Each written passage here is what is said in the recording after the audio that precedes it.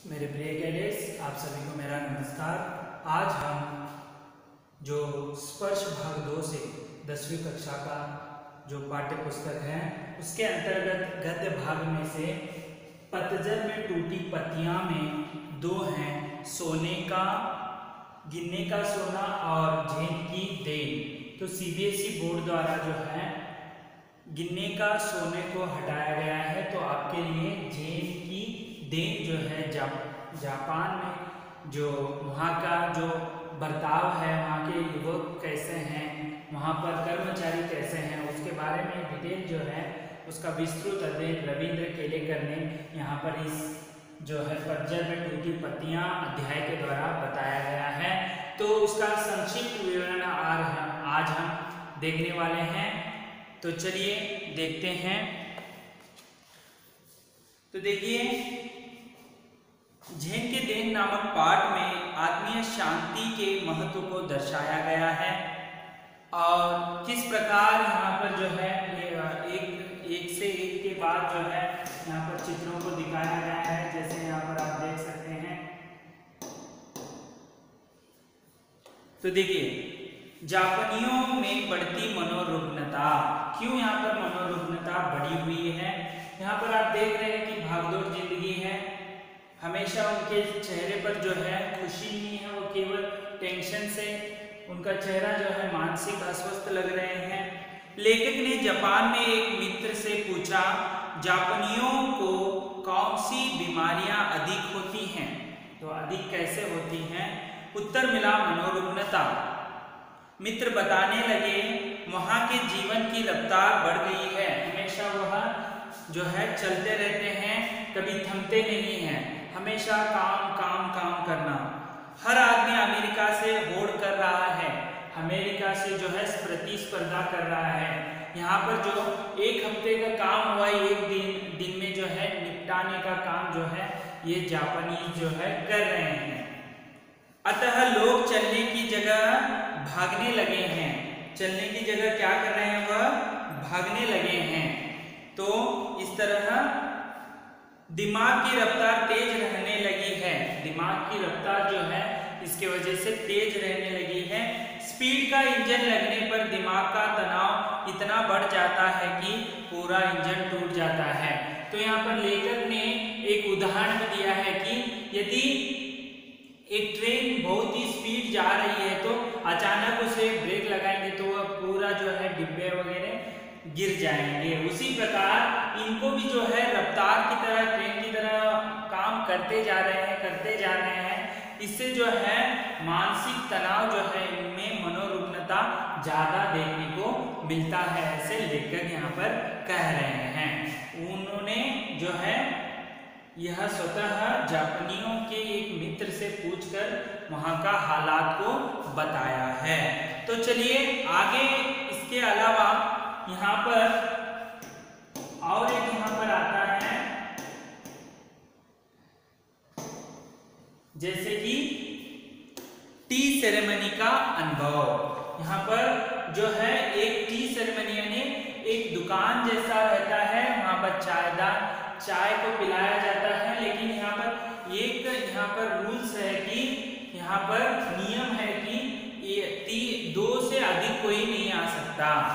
तो उसमें यहाँ पर बहुत ही शांतिपूर्वक जो है बिठाकर पिलाया जाता है। तो देखिए, लेखक का मित्र शाम को उसे टी सेरेमनी में ले गया। जापान में चाय पीने की इस विधि को चाय ने यू कहते हैं। चा नो यू ऐसे शब्द कहते हैं। एक 6 मंजिला इमारत की छत पर एक सुंदर पर्णकुटी बनाई गई थी।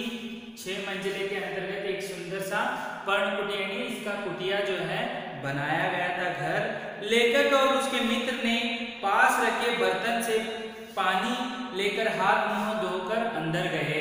तो बाहर वहां पर पानी का इंतजाम किया होता है, वहां पर हाथ पांव जो है, चेहरा हाथ पांव धोकर जो है आप अंदर जाना होता है। लेखक और उसे मित्र ने पास रखे अंदर चाजिन बैठा था।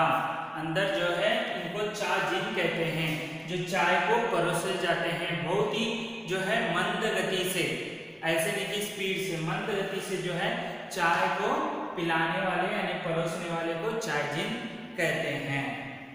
वह स्वागत में बैठा उठा और कमर झुकाकर प्रणाम किया। वहाँ का एक जो है तरीका है प्रणाम करने का, हमारे यहाँ पर हाथ जोड़ना हाथ जोड़ने से हम प्रणाम करते हैं, वहाँ पर झुककर जो है प्रणाम आदर प्रकट करते हैं।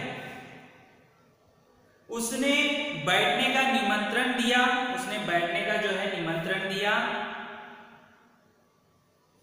फिर अंगीठी सुलगाई, अंगीठी यानी जो वहां पर आग जो है लगता है, वहां पर उसमें कुछ भी ऐसे बर्तन रखकर उबाला जाता है, अंगीठी। चायदानी रखी, जो चाय को उबलाने का काम करता है, चायदानी, उसमें चाय को उबाला जाता है। पास के कमरे से बर्तन लाया और उन्हें तौलिए से पोंछने लगा। ये सब जो क्रियाएं हैं बहुत ही मंद गति से चल रहे हैं, ना बल्कि चाय मांगी, हमारे यहाँ तो चाय मांगने पर थोड़ा देर होता है तो इतना देर क्यों लगा रहा है, जल्दी से दे, चाय पीना है, ऐसे हम कहते हैं। लेकिन वहां पर पूरा जो यह क्रिया है बहुत ही धीमे धीमे चल रहा है। सभी क्रियाएं इतनी गरिमापूर्ण थी मानो जय जयवंती के सुर गूंज रहे हो। देखिए वही कहते हैं कि यहाँ पर उदाहरण दिया कि जय जय की गूंज जो है गूंज रही हो, क्योंकि इतना गरिमापूर्ण, इतना व्यवस्थित ढंग से वह है धीमे क्रिया से वह कर रहे थे। वातावरण बहुत शांत था, वातावरण जो है इसमें ही शांत हो गया था, क्योंकि इतना वहां पर जो है स्तब्ध है सभी, और आवाज भी कोई नहीं कर रहा है। इतने सटीक ढंग से वह जो है बर्तनों को रखना और उसे साफ करना, चाय को उबालते हुए धीमे से सब कार्य कर रहे हैं, तो इनका जो है लेखक का मन जो है शांत हो गया और उसे लगने लगा पूरा वातावरण शांत हो गया। इसी बीच लेखक को यहाँ पर क्या होता है, शांति का अनुभव होता है। किस प्रकार चाय तैयार हुई, उसे प्यालों में डाला गया। कुटी में 3 मित्र थे, कुटी में जो है 3 मित्र, यहाँ पर जो है 2 दिखाया गया है, अन्य किसी के लिए स्थान भी नहीं था। देखिए यहाँ पर पर्णकुटी में जो है 3 से अधिक कोई नहीं आ सकता, तो 3 लोग उतने ही रह सकते हैं। कपों में 2-2 घूंट चाय दी, 2-2 घूंट ही चाय जो है आपको यहाँ पर जो है भारत में जितना चाय चाहिए आपको पी सकते हैं, 1 कप या 2 कप, लेकिन यहाँ पर जो ही घूंट उनको दिया गया। वहाँ महत्व शांति का था।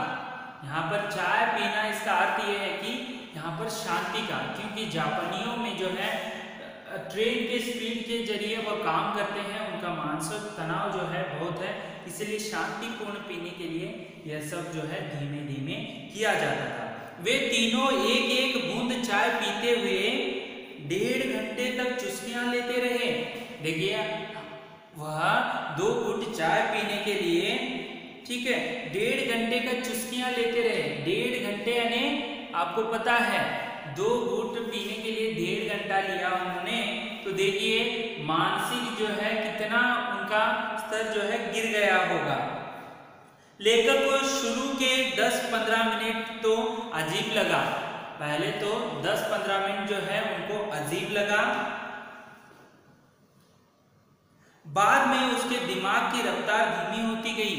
तो इस क्रिया के वजह से जो है उनका दिमाग जो है उसकी रफ्तार जो है, स्पीड जो है कम होती गई धीरे धीरे। लेखक वहां पर 10-15 मिनट के बाद यह अनुभव करने लगे हैं। थोड़ी देर में बिल्कुल बंद हो गई, थोड़ी देर में तो उनका पूरा जो है दिमाग जो है भागना दौड़ना हुआ पूरा बिल्कुल जो है बंद हो गया। लेखक को लगा मानो वह अनंत काल में जी रहा हो, अनंत काल में यानी जो है प्रेजेंटली वह जी रहा हो। उसे सन्नाटा तक सुनाई देने लगा, इतना धीमा हो गया कि उनको शांतिपूर्ण वातावरण हो गया कि उनको पूरा जो है वहां पर जो है सन्नाटा भी जो है सुनाई दे रहा था। इसी बीच जो है आजकल लोग जो हैं एक तो भविष्य के बारे में सोचते हैं, एक तो भूतकाल में। मैं भूतकाल में जैसे देखिए मैं ऐसे था, जैसे बूढ़े लोग मैं पहले जवानी में ऐसे था लेकिन अब कुछ नहीं होता है, ऐसे रोते हैं। उसी प्रकार भविष्य में मुझे जो युवक है मुझे ऐसे बनना है वैसे बनना है, यदि वह नहीं बनता है तो उसके सपने टूट जाते हैं और दुखित हो जाता है। लेकिन यहाँ पर लेखक को इस जो क्रिया के वजह से उनको क्या हुआ है, यहाँ पर वर्तमान का अनुभव हो गया है, प्रेजेंट का, ना कि फ्यूचर का, ना कि पास्ट का। देखिए कैसे, प्राय हम या तो गुजरे हुए समय की यादों में खोए रहते हैं या भविष्य के सपनों में, जबकि दोनों मिथ्या हैं। तो देखो एक भविष्य भी जो या भूतकाल हो, दोनों भी मिथ्या है, यानी झूठ है बिल्कुल। सत्य है वर्तमान, केवल सत्य। वो कहते हैं कि ना भविष्य ना भूत, दोनों मिथ्या हैं यानी झूठ हैं, असत्य हैं, केवल वर्तमान ही है जो सत्य है। चाय पीते पीते लेखक के दिमाग में केवल वर्तमान रह गया। देखिए वहां पर जापानीज का एक चाय के पर्णकुटी में जाने के बाद उनको अभी जो है केवल वो वर्तमान में रह गए हैं, ऐसे उनके दिमाग में सोच आई। क्योंकि वहां पर भागदौड़ नहीं है, आराम से पीना है, 2 घूंट उतना ही पीना है, लेकिन 1.5 घंटे तक पीना है, तो उन्हें वर्तमान का अनुभव होने लगा। वह अनंत काल जितना विस्तृत था, जिसका काल ही समाप्त ना हो, अनंत काल तक जो है उनको यह अनुभव होता रहा। इसी को जीना कहते हैं, इसी को जो है जीना कहते हैं। बहुत सारे जापानीज में जो है लोग जो है मानसिक रुग्ण से जूझ रहे हैं, तो इसके वजह से चाय का सेंटर है, वहाँ पर आप चाय के जो दुकान है वहाँ पर इस प्रकार 2 या 3 लोगों को उतना ही वहाँ पर जो है प्रवेश है, और वह जो है 1-2 घूंट जो है 1.5 घंटे तक पीना होता है। तो वहाँ पर इतना धीमे से चलता है कि आप जो है भविष्य को और भूत को भूल जाएंगे और वर्तमान में जीने लगेंगे।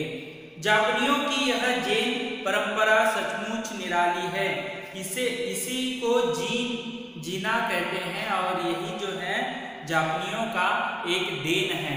तो आपको समझ में आया होगा कि वहाँ पर के लोग जो है 1 हफ्ते का काम जो है 1 दिन में खत्म करना चाहते हैं। भागदौड़ की जिंदगी है और उनका जो मानसिक तनाव जो ज़्यादा है, इसीलिए जब चाय पीने आते हैं तो 2 या 3 से अधिक कोई को वहाँ पर प्रवेश नहीं होता है, और चाय 2 या 3 घूंट दिया जाता है, उसे बहुत धीमे से जो है पीना होता है। यही झेन की देन है, जो जापान का स्थित जो है यह एक जीने का देन दिया हुआ है जापानीज ने।